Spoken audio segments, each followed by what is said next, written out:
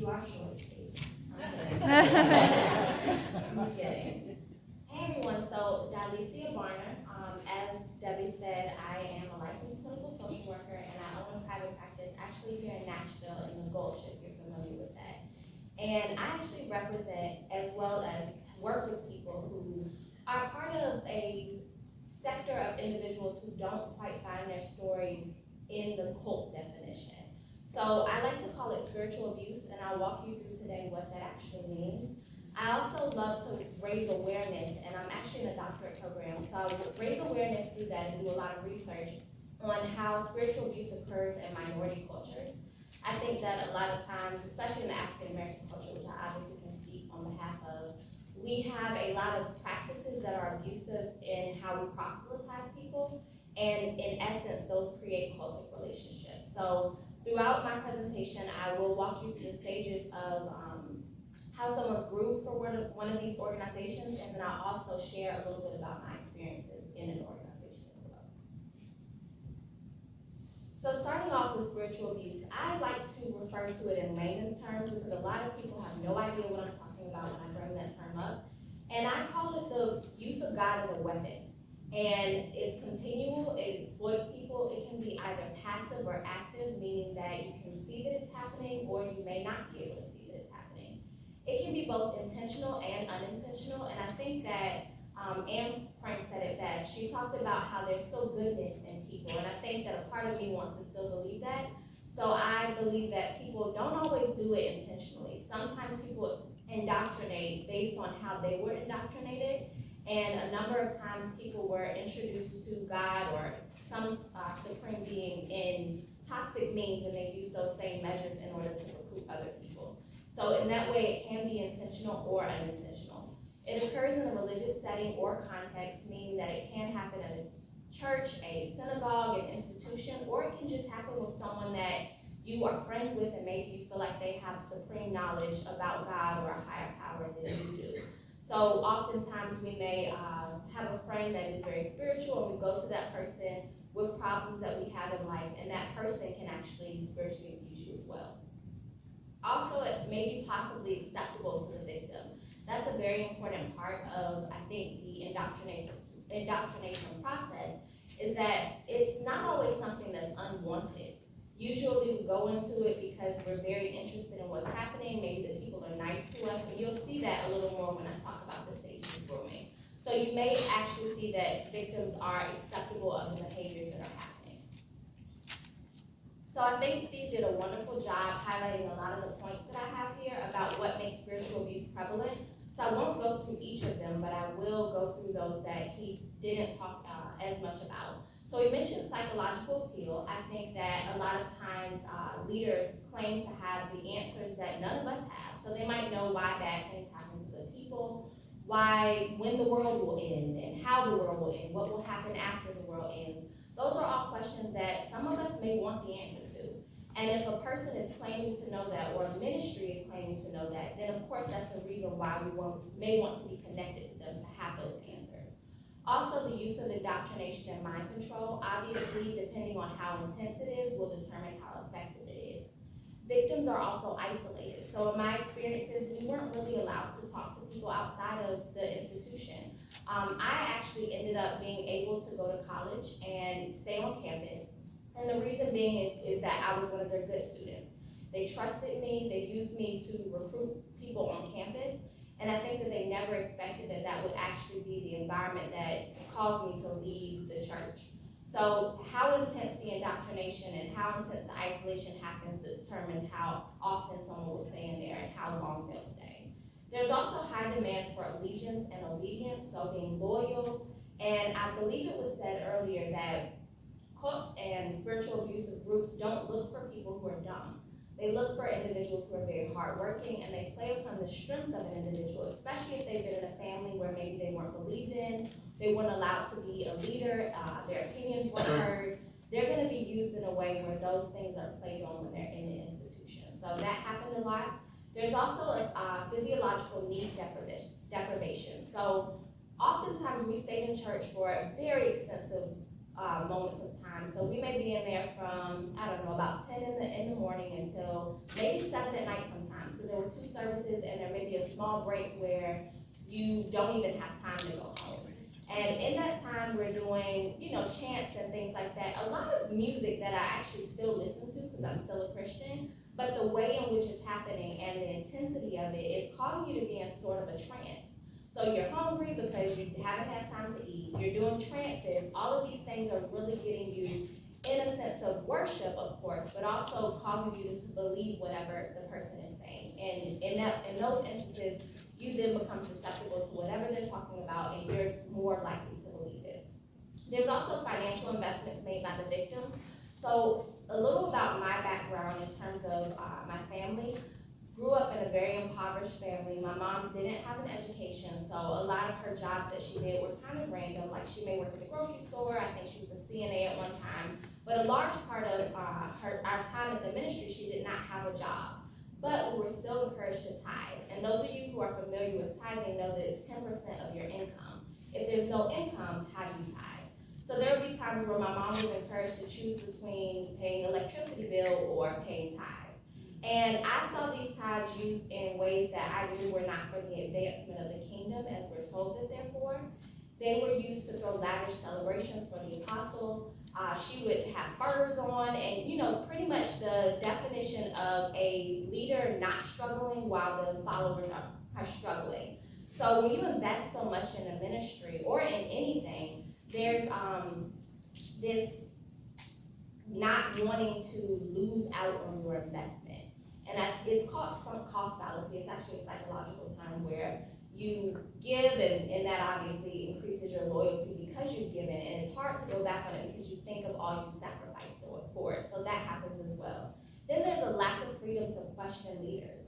If we had any doubts or concerns, it was always that the devil was talking to us. So it couldn't be that it was true, and maybe that there was something suspicious going on. It was just that maybe we were around the wrong people. We need to make sure that we guard our gates. That was a very famous thing that was said a lot. So those are the reasons why spiritual abuse is prevalent. It's not that people are crazy or naive. In many cases, we can be naive, and I think we all are subject to that.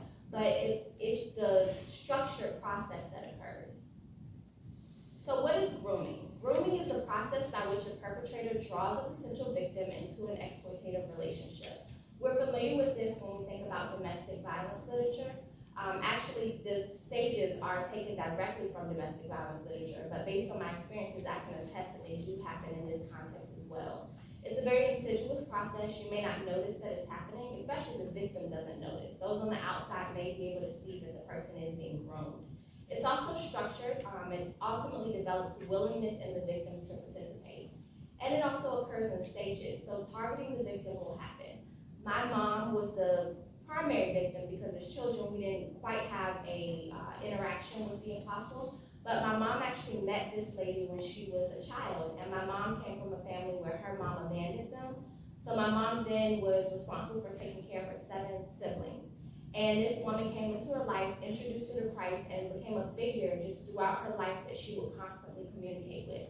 And when I was about 15, they got back in contact with one another, and my mom found out that she owned a ministry, not one ministry, but several, and had become an apostle. And my mom knew that she would at some point become a religious leader, but at the time when she met her, she had a prayer call and, was really on the grassroots level of doing some of the things she did. And this lady, her name is Apostle Olivia Darling Sharp, so someone with a Darling as their middle name you want to trust, right?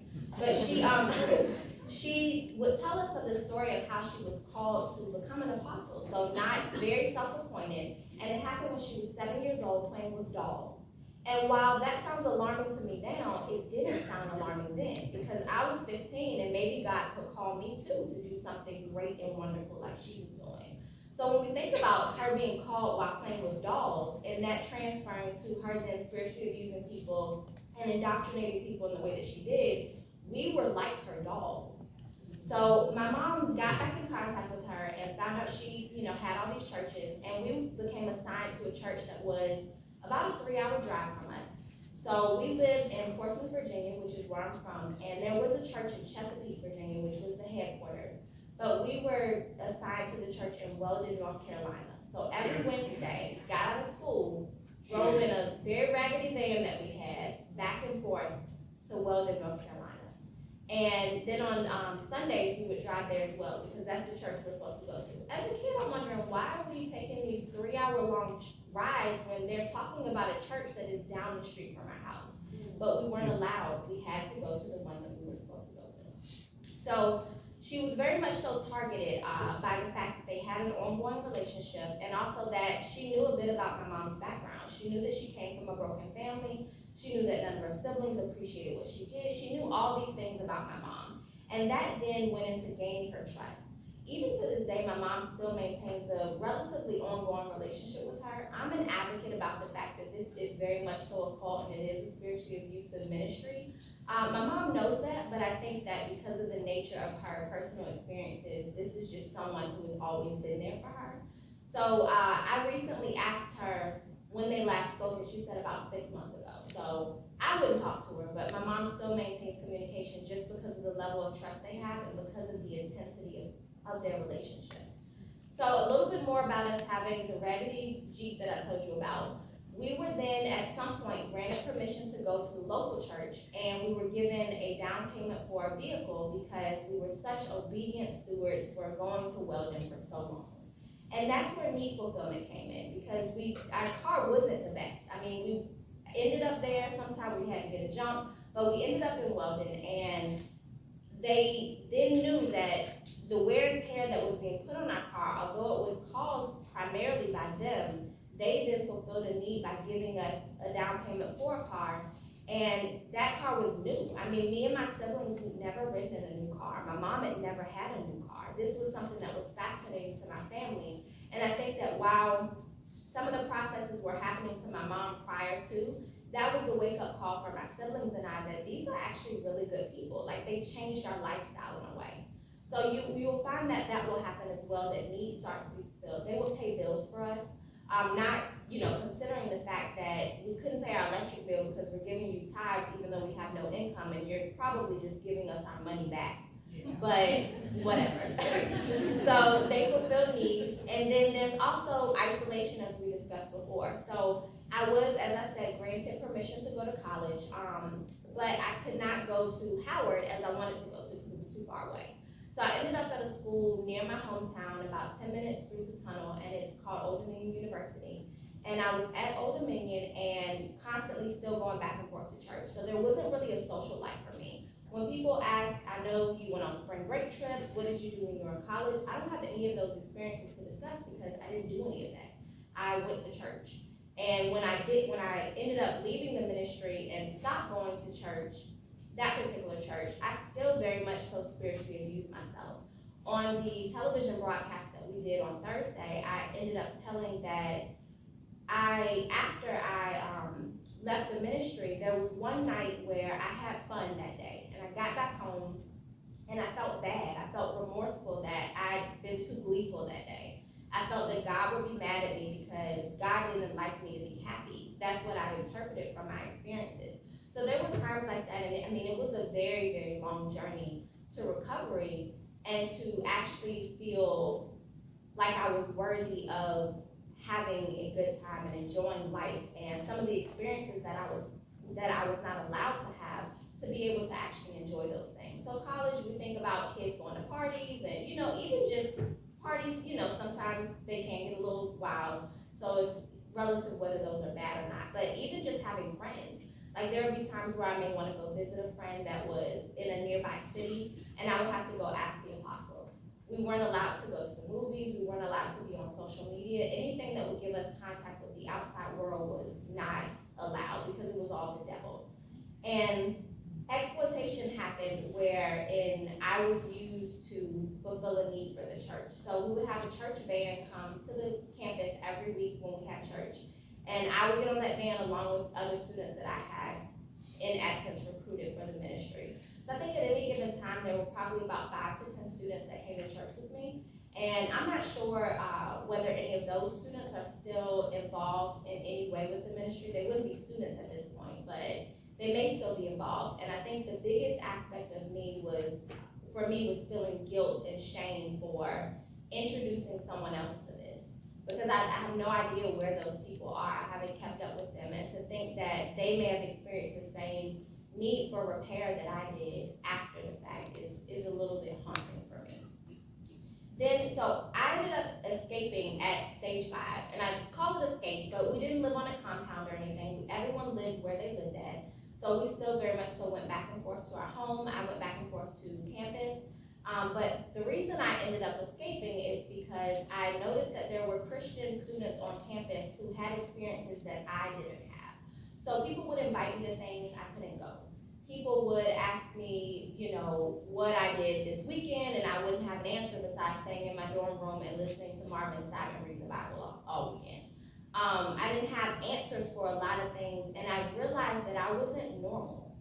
And I also realized that whatever I was experiencing had to be different from what real Christianity was. And I think there was a continual wake-up call that happened. And at one point I went to church and I sat there and I realized, like, there's something strange going on here, and I'm never gonna come back to this place again. So I ended up not coming back, which meant that when the church van came to pick us up that next week, I wasn't on it, and that was alarming. I remember being in Walmart and getting a phone call from one of the apostles, and she told me that I was shipwrecking life because I had detached myself from the ministry, and I would never be anything. And I mean, obviously that wasn't true, but that was the kind of thing that happened. And she gave me a grace period and said, if you are to come back after this phone call, then you will no longer shipwreck. But if you continue on in what you're doing, then I'm sorry, but you're not going to survive or be successful in life. So after that, my family was still involved in the ministry for a brief period of time. They would use my family to encourage me to come back. So oftentimes my mom might ask when I'm coming back to church and things of that nature. But after one of my siblings got kicked out of church and another one was fake exercise, because that happened before, my mom, I think, realized that this probably isn't somewhere that I should continue to go. So just sharing how the experience of me being involved in this organization follows closely to the grooming process, I think is very important because it gives you a picture of how all of this can happen. And I think a lot of times that the people that I represent, and obviously the people I work with in therapy, are people that very much so find themselves in a similar situation to rape victims who didn't get raped by a stranger, that weren't walking through a field and were attacked, because their experiences are not as bad. And I think I find myself sometimes even still questioning, like, should I really call that a cult? Which may be why I settled upon the term spiritual abuse instead. But I also think it raises awareness that in many communities where we're very dependent on religion for survival and for psychological health and things of that nature, that these practices can happen. So when it comes to spiritual abuse as well, I've seen things occur where we shame people for what they wear. Like there's a very famous actress that some of you may be familiar with, Megan Good, and she's married to a pastor.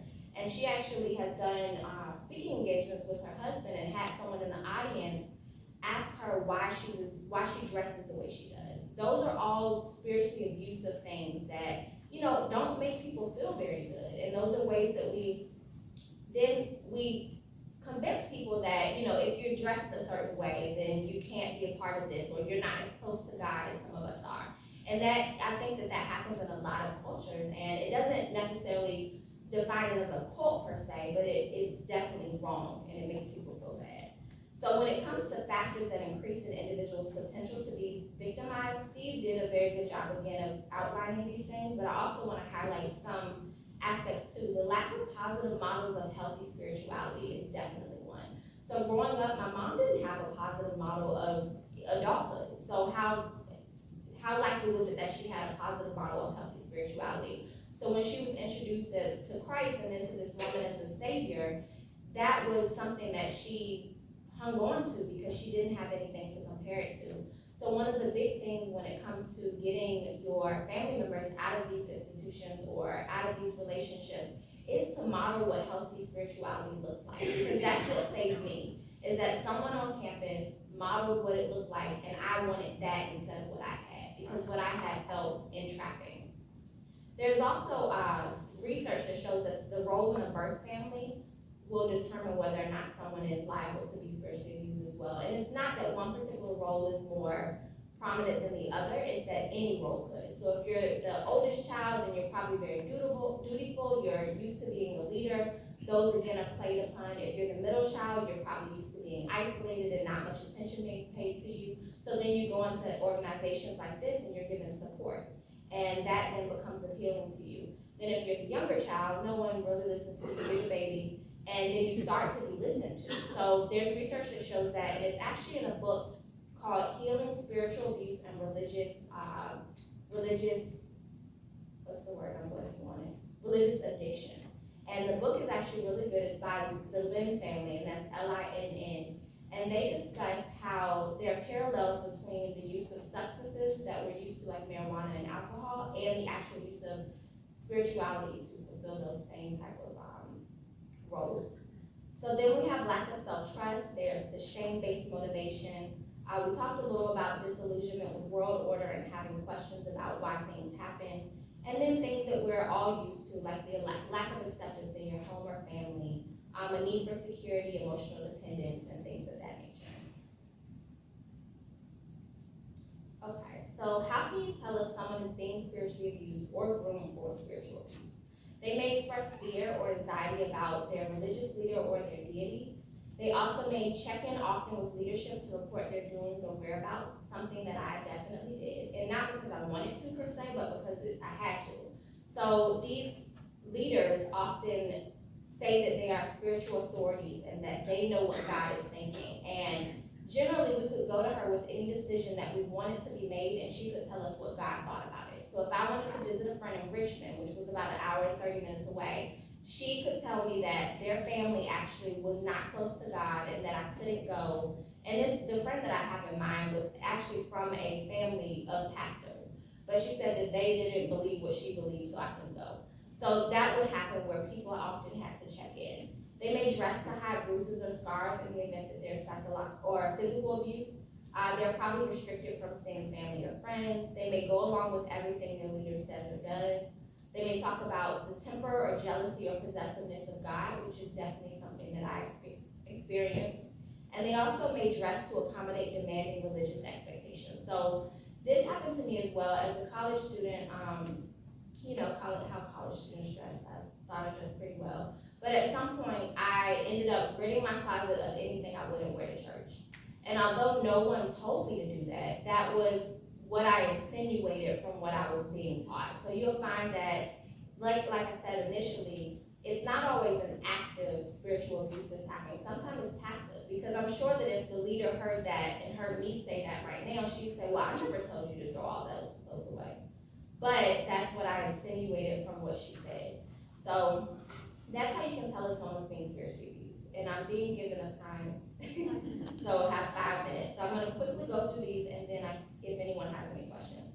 So how can you intervene? First, consider the exit challenges that are faced, which Steve went over a few of these as well. If there's public attention already on the institution, oftentimes people do not want to be a part of that. I don't want to feed into the narrative. I don't want to be on TV. Things of that nature may happen, in the sense that I'd rather stay than be faced with the fact that this might go a little bigger than I want it to go. So they may stay. There's also victim blaming.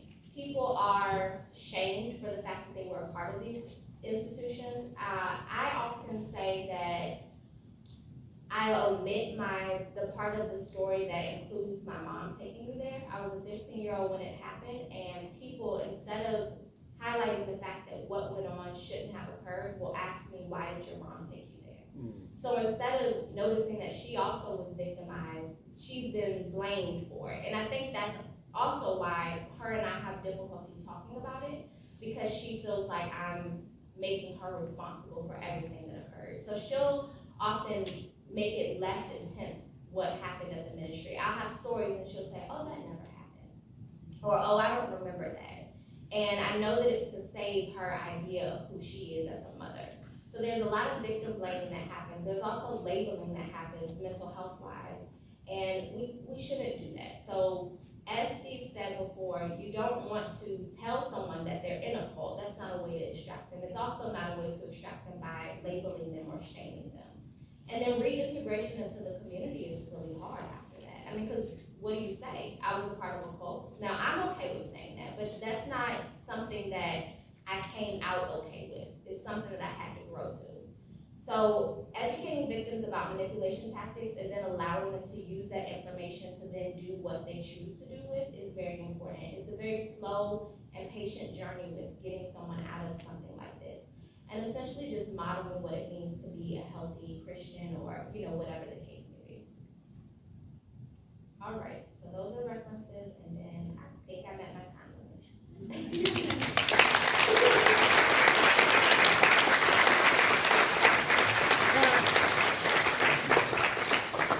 Sorry, you have to look at that photo of me and my dog. Does anyone quickly, we maybe have time for like one question. Sorry, guys. That's an excellent presentation. Okay, what cults are prevalent to the African American community? So I think less prevalent than actual cults is, like I said, the spiritual abuse that happens continuously. So I've seen it happen in, honestly, probably most ministries that I've been a part of, and it's not always by the leader. Sometimes it's by parishioners, or sometimes it's by ministry leaders and things of that nature. So it's not always the figurehead that's doing it. So I would just say be on the watch for things like this happening at a local church, at any church on the corner, because the church that I was a part of, it didn't look like anything was going on in there. Like I said, we didn't live in a compound. None of that was happening. So I think enough abuse happened that it was abusive, but not enough that it seemed that it was a cult. So I think that's more prevalent in our community. Thank you. You're welcome.